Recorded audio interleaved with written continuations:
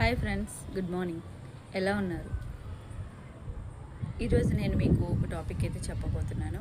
మీకు తరచుగా నీరసం అనిపిస్తుందా?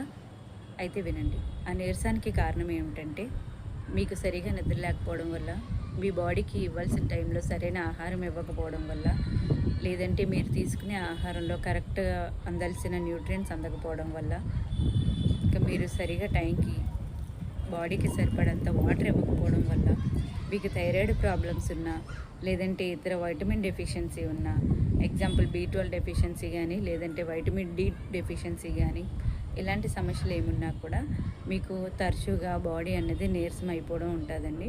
ఇంకా బాడీలో షుగర్ లెవెల్స్ తక్కువ ఉన్నా కూడా ఈ నీరసం అనేది వస్తుంది.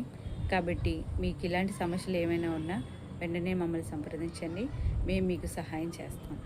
మీ బాడీకి కావాల్సిన పోషకాహారాన్ని మేము అందిస్తాం. Thank you.